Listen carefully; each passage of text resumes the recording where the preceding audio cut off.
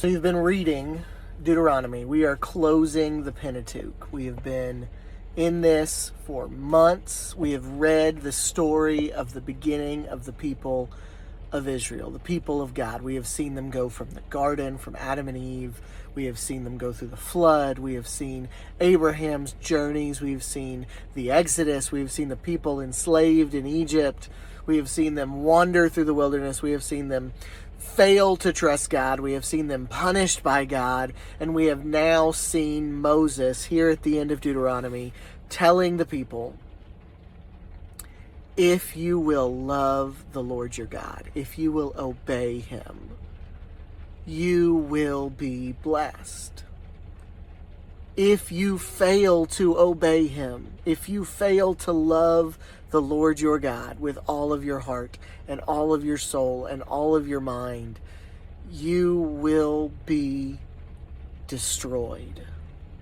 That's what all of chapter 28 was. If you read that yesterday, you read verse after verse after verse of God talking about how he was going to punish the people if they were disobedient.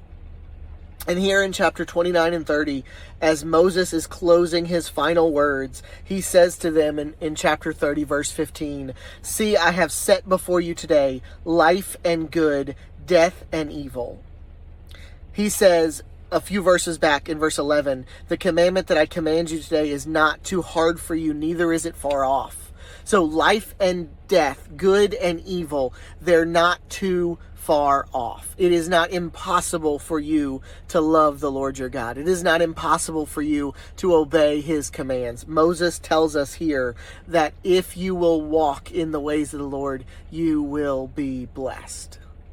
And on this rainy Friday, when I'm recording this video for you, leading into what is probably going to be a rainy weekend, and you're going to sit around the house maybe, you're maybe going to have some time sitting inside, read this carefully.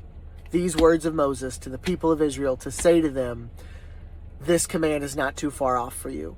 And my word to you today to say to you, God's love is not far off from you. He loves you already.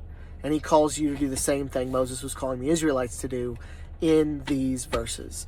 Love the Lord your God with all your heart and all your soul and all your mind. And he will bless you.